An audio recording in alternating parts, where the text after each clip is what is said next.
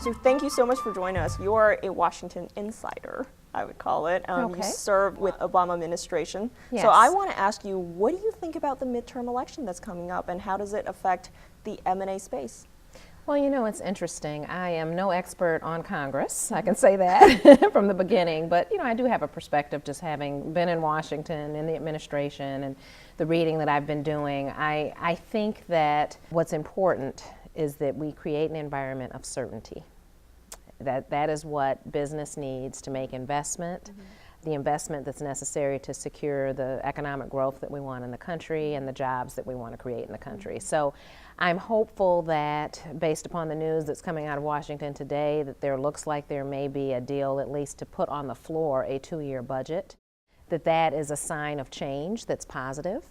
And I'm hopeful that it also means that the country is paying attention because members of Congress are feeling the pressure. That's why I think there's a deal that's on the American table. people, I feel, are very disappointed, but people are definitely They're paying attention, and that may affect, I hope, the outcome in the midterms, that hopefully obstruction and folks who promote that are not rewarded by re-election. Because from a average Joe perspective, it could be, oh, well, the two sides just argued over all these months, and then finally you decide to meet each other halfway. Exactly. What's the point? The thing is, and this is something that I learned when I was in the Obama administration, it was my first time in government service. And, you know, governing is different than, being in a political campaign. Sure. And at the end of the day, this is the United States of America. We have the greatest economy on earth. And the political gridlock really hurt that. And we need to get away from that.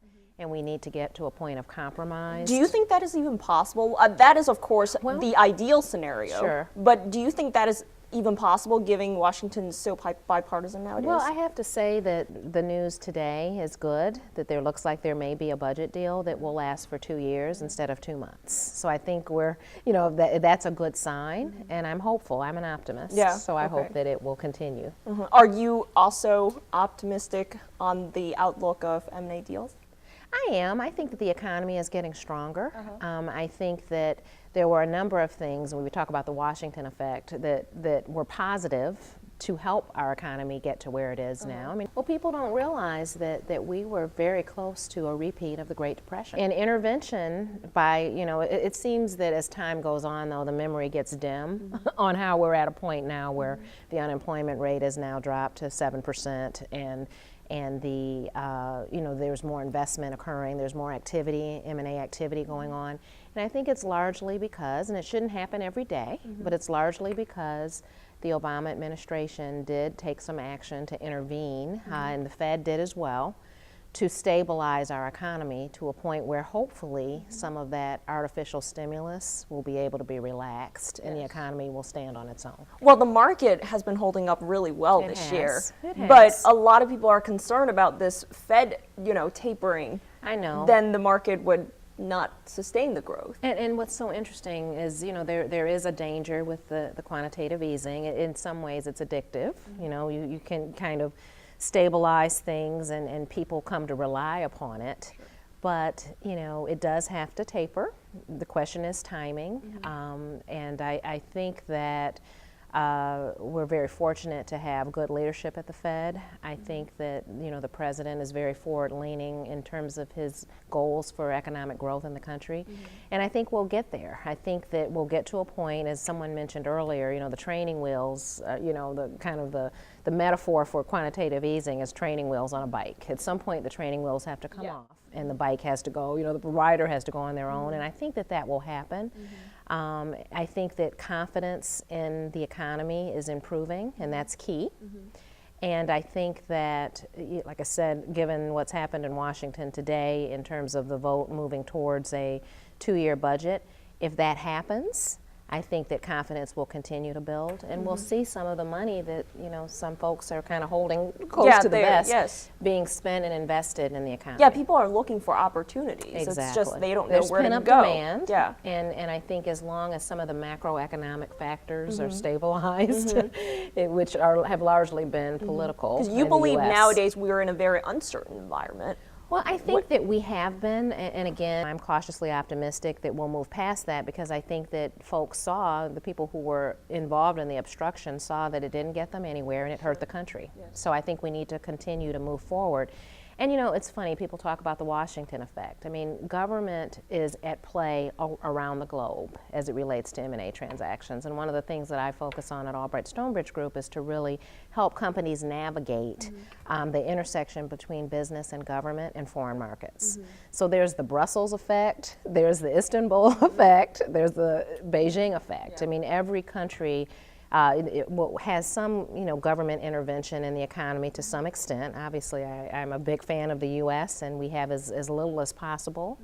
But in areas, particularly in the emerging economies, and largely the BRICS, Eastern Europe, Latin America, Africa, governments have their thumb on the scale a little bit more. Sure.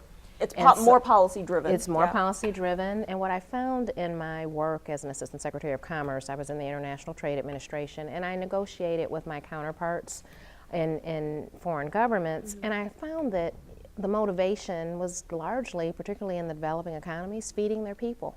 Yes. And they had to understand, and what I tried to help them understand is that protectionism doesn't help in that regard. It's a short-term fix, it's not a longer-term fix.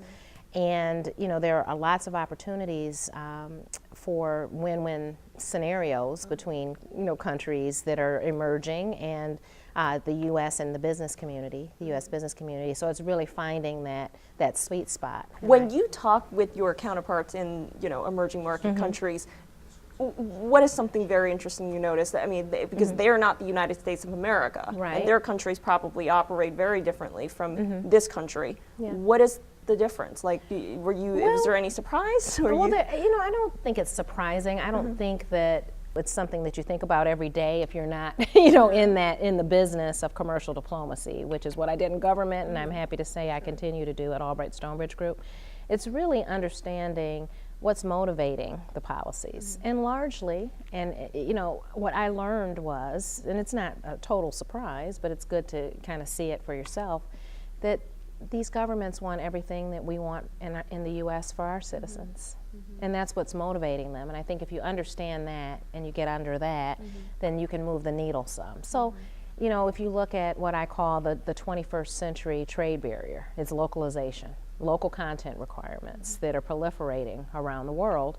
And the reason that they are is because governments are trying to create jobs for their people. So if you want to do business and you pick a country, there may be a requirement that you open a factory there, that you hire a certain number of people there, that you source some of your materials from there. And the reason that that's happening is because the governments view it as a way to create opportunities for their people.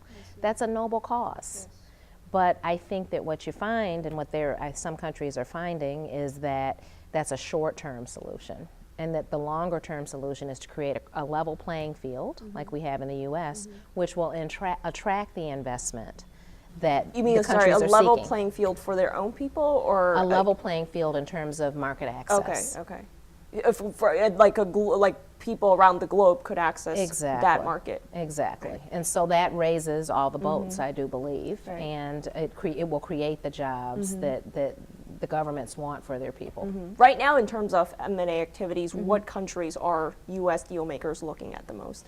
Well, I think the emerging economies continue to be very attractive. The BRICS are very attractive. And I think that the issue, and this is where I think my firm can really bring some value to the table, is that you can't do business in those countries like you do it in the U.S.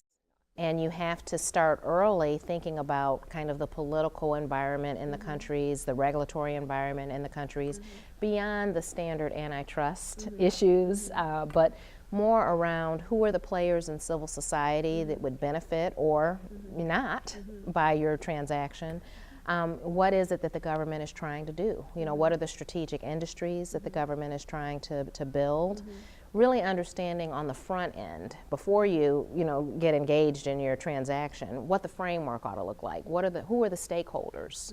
Who do you have to educate before you jump into that market? Right. If I were a business person and I want to potentially go into a deal with one of the foreign entities in one of the countries you work in, what are some of your advices and what are some of the hardships I might encounter? Well, I think that what you really need to focus on is again, strategic industries. What is it that the government cares about? And I would maintain that that's how you choose where to go. If it's something that you have that you think from a strategic or financial standpoint would be beneficial to the country, that's good. that will create more of a friendly welcome, if you will, for the transaction. I think you have to understand who all the stakeholders are, not just the government stakeholders, but the folks in civil society. How do you find out? Because information is not everywhere in some of the countries. It's not necessarily the most transparent system in the world. That's correct. How do you find out? Well, I'd like to say, it's kind of a personal plug for Albright Stonebridge Group, but firms like mine help companies find out. Many of the folks who are in my firm are former government officials. Many have served as ambassadors to various countries that are of great interest to business today. We all understand how government thinks, and so I think it's helpful to work early on with professionals who can help you navigate that, because it isn't crystal clear. Yeah, of course and it's something that, as you look at it, if you get some professional advice, it may be that country isn't the one for you at this time. I always say to folks, if you've never exported before, you probably don't want your first country to be one that's, very, very regulated, where the government has their thumb on the scale. Perhaps you may want to consider a country where the United States has a free trade agreement in place. For example? Well, there are many. There are, I think now, about 23 free trade agreements, the most recent of which are with South Korea, Panama, and Colombia. And there's a big list, which I don't have in front of me, but Chile is one of them. There are a number of countries where the U.S. has already, in many respects, leveled the playing field by reducing tariffs and reducing barriers to entry. And there's some exciting opportunities now with the negotiation of the Trans-Pacific Partnership, which hopefully will conclude very shortly, that's really going to have an impact on Asia and opportunities in Asia for U.S. companies. And then my favorite in terms of what I think will be impact on the regulatory side is the Transatlantic Trade and Investment Partnership with the EU. Because a lot of the expense in terms of doing business in Europe is around regulatory differences. Yes. And so that agreement is really going to, I hope, create some consistency and some certainty there. And when I think about free trade agreements, and someone said this recently, they referred to them as rule of law agreements, and I think that's the right way to look at it. Because right now, tariffs are an issue, but the bigger issues, the big ticket items, are IP protection. They're things that really affect the core of the business.